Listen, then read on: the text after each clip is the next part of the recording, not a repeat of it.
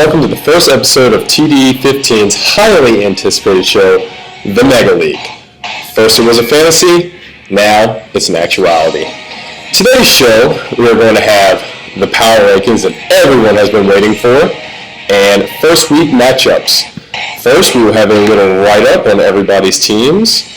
Let's see, we are going to start with Harry Football Club.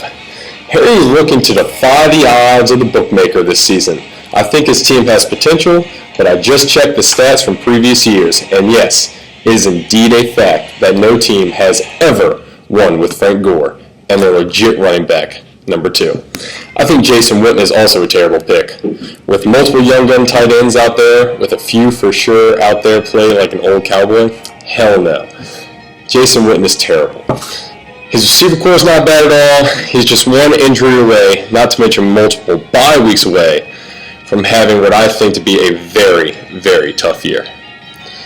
I still hate Roddy White. For all of you who do not know, this is Chad. This is our commish. And I think he's doing an average at best job, and probably someone more qualified out there to do the job. We still love him anyway. I think in this year's draft, Chad came away as a winner. He's got 3 guys who will be great running backs throughout the season and on paper. He has the best wide receiver core out of anyone. I do see 2 flaws in his team though. Can Captain Kirk really have another year like he did at the end of the season? And is Jordy's knee going to hold up? I'll speak for the entire league by saying that we hope Mr. Krieger enjoys a year of hardship and misfortunes.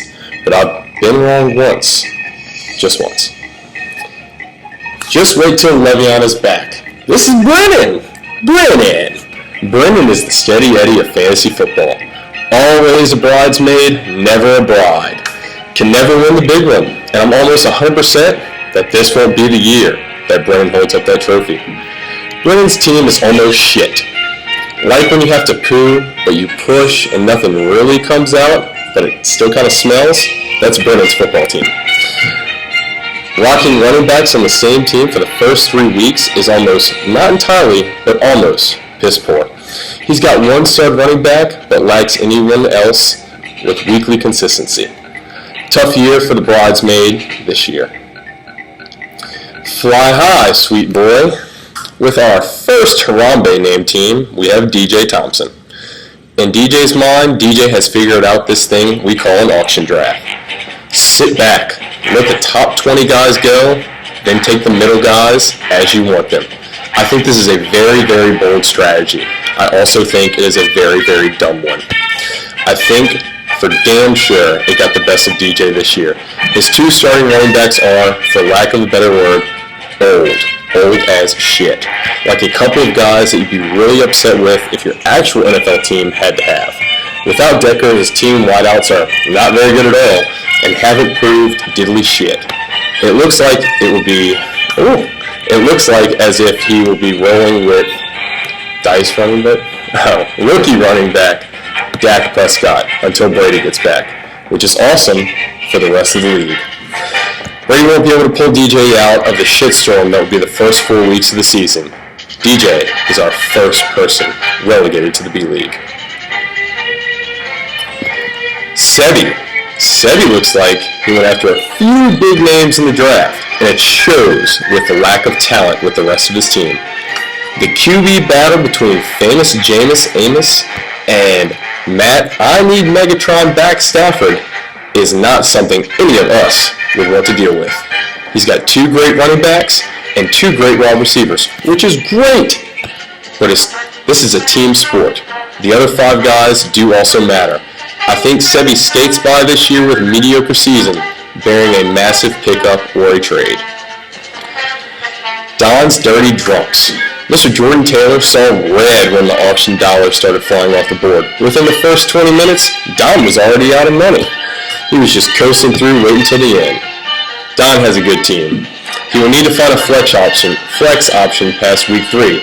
But bearing any injuries, I think Don has a great shot at going deep in the playoffs. The one problem with that is he drafted about 6 guys who get hurt every single year. Going to be tough, but if he stays focused and motivated, this could be your year, Jordan. No, Daddy, no.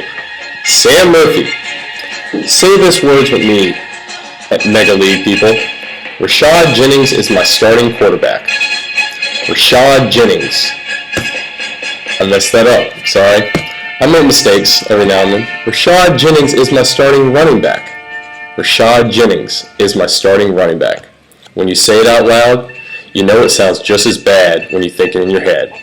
With Melvin Gordon and Jeremy Langford as his other two starters, it looks like Sam is going to have a very tough year at the ground and pound position. Good thing is, this is a PPR league, gentlemen, and you know who catches a lot of passes? Antonio fucking Brown. Sam will be saved in a few games by AB, but I think lack of talent at running back is going to kill him.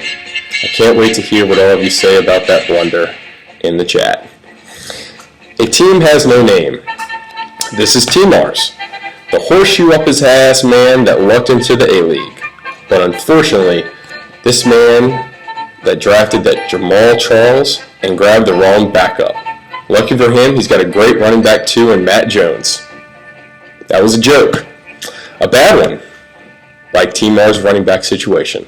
Lucky for him, he's got arguably the best QB in the game and two of the top wideouts in the league. But if he doesn't find a running back through trade or waiver wire, could be back to where he belongs next season in the B-League. Fat Eddie and the Comeback, a team that spells out like a movie. Chase Sharp and Eddie Lacy go together like peas and carrots. And I think this year, Chase is going to be proud of his big bowling ball looking running back. Chase went out and despite yelling out a loud number for Drew Brees that he immediately wished he hadn't, drafted a pretty damn good team. He got Gurley, who looks to be the new top dog in the game, and his wide receiver core has two crafty vets, and I think they have a comeback year this year. Look for Chase to fight in the playoffs come December. Suck my Winn-Dixie. This is Dexter. We have not seen Dexter Thompson in a fantasy team. We have not seen Dexter Thompson with a fantasy team in over 4 years. Not counting the dynasty because that was just, lack of a better word, idiotic. I think Dexter went out and did some great things. Getting the number one ranked QB. Good. Getting the number one ranked tight end. Great. Not having enough money left to field a decent team. Not good. If Dante Moncrief and Devontae Parker are in your starting lineups, along with a running back from Cleveland, it's going to be a tough year. Expect big numbers from 3 or 4 guys on Shorty's team, but after that, expect a lot of single-digit numbers. I think there may be some brotherly love in the B-League next year. Shuck me balls. Oh, Kevin. Where to start with this team? Mediocre. That's the best word for it. You have a ton of depth where it needs to be, but it's just a shitstorm of no-talent pussies.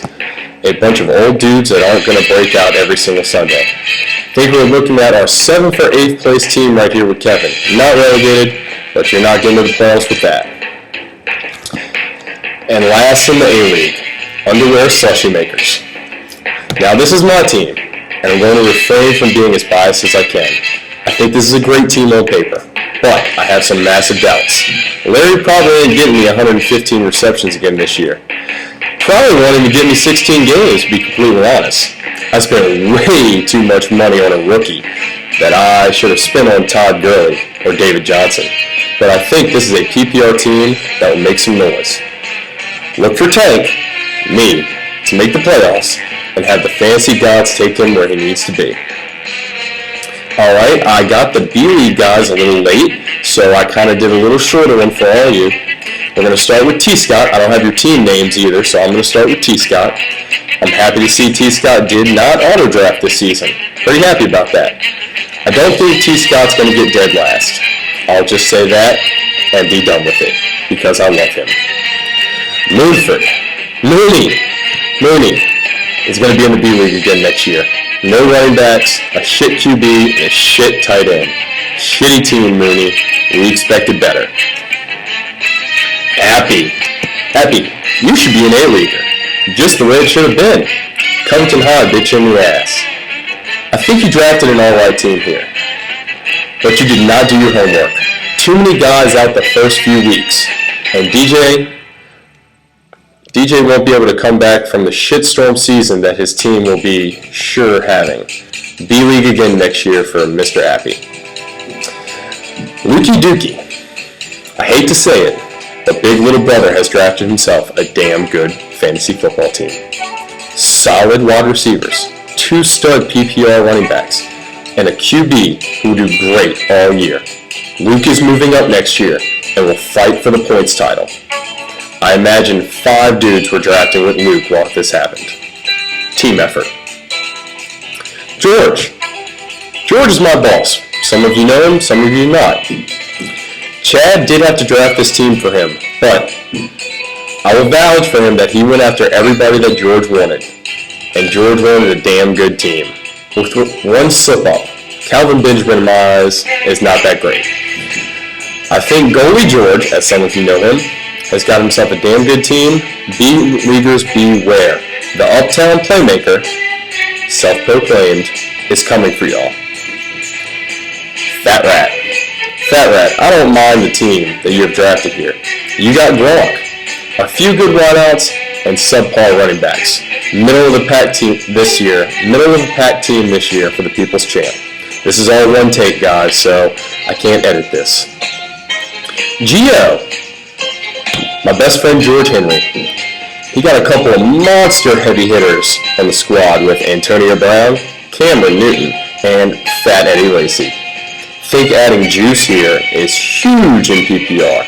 The running backs after Lacy are not good. Look for George to make the playoff and most likely be in the A-League next year. Stevie. Thinking it's going to be a tough year for you, Stevie. I know you're going to be a dad soon. Focus on that instead of fantasy this year because it's going to be a long year. You may need to try to trade one of your top 2 tight ends while they're still hot. One of those goes down, trade bait's done. Or just pray that Derrick Henry becomes the stud like Trent Richardson once was. Dan the Fireman. Danny needs Le'Veon back faster than anyone. Carlos Hyde is poop. He's poop, ladies and gentlemen, and will forever be poop. His wide receiver core is very suspect as well, hoping for a miracle this year for our local firefighter, Daniel Dragon. Drew, someone had to draft this team for you, because it is actually pretty damn good. I look for the 4-eyed demon to be in the playoffs this year. Easy E. I've seen one too many times people relying on Phillip Rivers. Starts off great and fools you into thinking he is great.